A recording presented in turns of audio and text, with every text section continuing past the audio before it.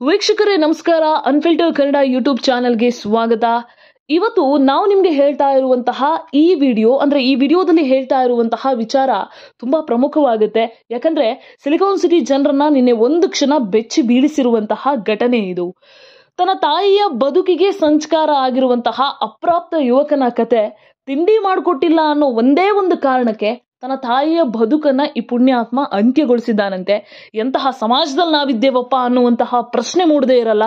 ಹಾಗಾದ್ರೆ ಈ ಘಟನೆ ಏನು, ಘಟನೆಯ ಹಿನ್ನೆಲೆ ಏನು, ಯಾಕೆ ಈತ ತಾಯಿಯ ಮೇಲೆ ಆ ರೀತಿಯಾಗಿ ಸಂಸ್ಕಾರ ಆಗೋದಕ್ಕೆ ಕಾರಣ ಆದ, ತಾಯಿಯ ಜೀವನವನ್ನ ಅಂತ್ಯ ಮಾಡ್ದ, ಅದೆಲ್ಲವನ್ನ ನಾವು ನಿಮ್ಗೆ ಇವತ್ತಿನ ಈ ಒಂದು ಎಪಿಸೋಡ್ ನಲ್ಲಿ ಹೇಳ್ತಾ ಹೋಗ್ತೀನಿ, ಕೇಳಿ. ಸೊ ಫ್ರೆಂಡ್ಸ್, ಇವತ್ತಿನ ಈ ಒಂದು ಎಪಿಸೋಡ್ನ ಖಳನಾಯಕ ಆಗಿರುವಂತಹ ಈ ಅಪ್ರಾಪ್ತ ಬಾಲಕ ಇದ್ದಾನಲ್ಲ, ಆತ ಮುಳುಬಾಗಿಲಿನಲ್ಲಿ ಓದ್ತಾ ಇರ್ತಾನೆ. ಮುಳುಬಾಗಿಲಿನಲ್ಲಿ ಓದ್ತಾ ಇದ್ದವನು KR ಪುರಂನ ತನ್ನ ನಿವಾಸಕ್ಕೆ ಮೊನ್ನೆ ರಾತ್ರಿ ಬಂದಿರ್ತಾನೆ. ಅದು ಯಾವುದೋ ಒಂದು ಕ್ಷುಲ್ಲಕ ವಿಚಾರಕ್ಕೆ ತಾಯಿಯ ಜೊತೆ ಜಗಳ ಆಡೋದಕ್ಕೆ ಶುರು ಮಾಡ್ತಾನೆ. ತಾಯಿ ಮಗನ ಮಧ್ಯೆ ಒಂದು ದೊಡ್ಡ ಜಗಳ ನಡೆದು ಬಿಡುತ್ತೆ. ಮಾತಿಗೆ ಮಾತು ಬೆಳೆದು ಸಿಕ್ಕಾಪಟ್ಟೆ ಜಗಳ ಆಗತ್ತೆ. ಆ ಜಗಳವನ್ನ ಈ ಹುಡುಗ ತನ್ನ ಊಟದ ಮೇಲೆ ತೋರಿಸ್ತಾನೆ.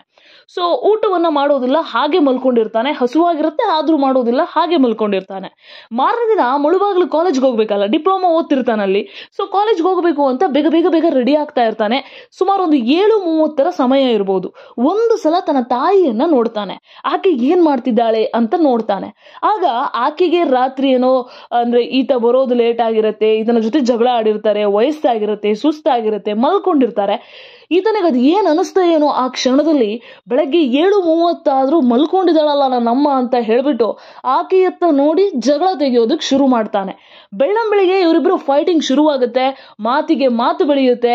ಆ ಮಾತು ಬೆಳೆಯೋದಕ್ಕೆ ಕಾರಣ ಏನಪ್ಪಾ ಅಂತ ಕೇಳಿದ್ರೆ, ತಾಯಿಯನ್ನ ಇವನು ಹೋಗಿ ಎಬ್ಬಿಸ್ಬೇಕಲ್ಲ, ಎಬ್ಬಿಸಿ ಜಗಳ ಆಡ್ಬೇಕಲ್ಲ, ಏನಾದ್ರೂ ಒಂದು ರೀಸನ್ ಇರ್ಬೇಕಲ್ಲ. ಆ ರೀಸನ್ ಏನಪ್ಪಾ ಅಂತ ಕೇಳಿದ್ರೆ, ತಿಂಡಿ ಯಾಕೆ ಮಾಡಿಲ್ಲ ಅಂತ ಹೇಳ್ಬಿಟ್ಟು ಫೈಟ್ ಶುರು ಮಾಡ್ತಾನೆ. ತಿಂಡಿ ಯಾಕೆ ಮಾಡಿಲ್ಲ ಅಂತ ಜಗಳ ಆರಂಭ ಆಗಿ ಆ ಮಾತು ಬೆಳೆದು ತಾರಕಕ್ಕೆ ಹೋಗಿ ಆತನ ಕಣ್ಣಿಗೆ ಬೀಳುವಂಥದ್ದು ಮನೆಯಲ್ಲಿ ಇದ್ದಂತಹ ಆ ಕಬ್ಬಿಣದ ರಾಡ್.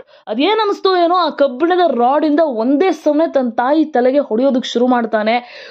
ಕೆಲವು ವರ್ಷಗಳ ಹಿಂದೆ ತನ್ನ ತಾಯಿಯೇ ಜೀವ, ತನ್ನ ತಾಯಿಯೇ ಜೀವನ, ತನ್ನ ತಾಯಿಯೇ ದೇವ್ರು ಅಂತೆಲ್ಲ ಕ್ಯಾಪ್ಷನ್ ಹಾಕೊಂಡಿದ್ದ ಈ ಅಪ್ರಾಪ್ತ ಬಾಲಕ ತನ್ನ ತಾಯಿಯ ಬದುಕನ್ನ ಕೆಲವೇ ಕ್ಷಣದಲ್ಲಿ ಸಂಸ್ಕಾರ ತಂದುಬಿಟ್ಟ.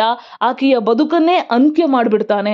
ಆತನಿಗೆ ಬಂದಂತಹ ಆ ಸಿಟ್ಟು, ಆ ಕೋಪ, ಅದೇ ಆವೇಶ ಅದೆಲ್ಲವೂ ಇಳಿದು ಹೋದ್ಮೇಲೆ ತಾನು ಏನ್ ಮಾಡಿದೀನಿ, ತನ್ನ ತಾಯಿಯ ಬದುಕನ್ನೇ ಅಂತ್ಯ ಮಾಡಿಬಿಟ್ನಲ್ಲ ಅನ್ನುವಂತಹ ತಪ್ಪಿನ ಅರಿವಾಗುತ್ತೋ ಅಥವಾ ಮುಂದೇನ್ ಕಾನೂನು ಸಂಕಷ್ಟ ಎದುರಿಸಬೇಕಾಗುತ್ತೆ ಅನ್ನೋ ಆತಂಕ ಆಯ್ತೋ ಗೊತ್ತಿಲ್ಲ. ಅವನ್ಗದ್ ಏನ್ ಅನ್ಸ್ತೋ ಏನೋ, ದಿಢೀರಂತ KR ಪುರಂ ಪೊಲೀಸ್ ಠಾಣೆಗೆ ಫೋನ್ ಮಾಡ್ತಾನೆ.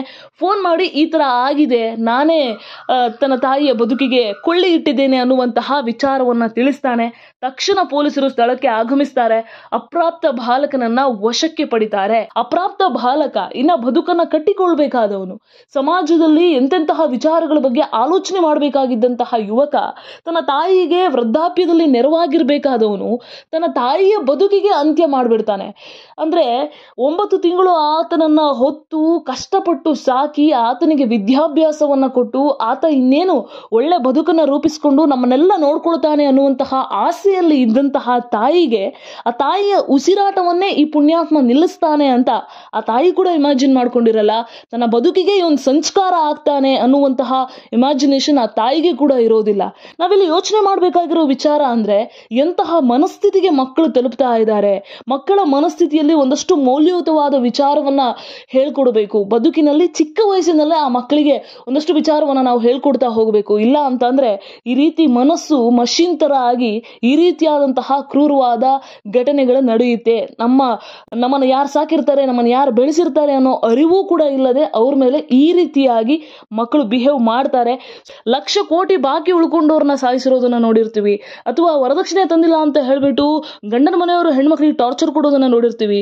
ಆದ್ರೆ ತಿಂಡಿ ಮಾಡಿಲ್ಲ ಅನ್ನೋ ಒಂದೇ ಒಂದು ಕಾರಣಕ್ಕೆ ತನ್ನ ತಾಯಿಯನ್ನ ಈತ ಬದುಕಿಗೆ ಕೊಳ್ಳಿ ಇಡ್ತಾನಂದ್ರೆ ಈತನ ಮನಸ್ಥಿತಿ ಅದು ಏನಾಗಿರ್ಬೇಡ ಅನ್ನುವಂಥದ್ದನ್ನ ಕೂಡ ಆಲೋಚನೆ ಮಾಡ್ಬೇಕಾಗತ್ತೆ. ಸೊ ಫ್ರೆಂಡ್ಸ್, ಮಕ್ಕಳು ನಿಮ್ಮ ಸುತ್ತಮುತ್ತ ಇದ್ರೆ ಆದಷ್ಟು ಅವ್ರಿಗೆ ಒಳ್ಳೆ ವಿಚಾರವನ್ನ ಹೇಳ್ಕೊಡಿ, ಸಂಬಂಧದ ಬೆಲೆಗಳನ್ನ ಹೇಳ್ಕೊಡಿ. ಮನುಜರ ನಡುವಣ ಇರಬೇಕಾದಂತಹ ಆ ಮನುಷ್ಯತ್ವದ ಬಗ್ಗೆ ಮಕ್ಕಳಿಗೆ ಒಂದ್ ಸ್ವಲ್ಪ ಪಾಠ ಹೇಳ್ಕೊಡ್ಬೇಕಾದ ಅವಶ್ಯಕತೆ ಈಗಿನ ಈ ಒಂದು ಕಾಲಘಟ್ಟದಲ್ಲಿ ಖಂಡಿತವಾಗಿಯೂ ಕೂಡ ಇರುವಂತಹದ್ದು.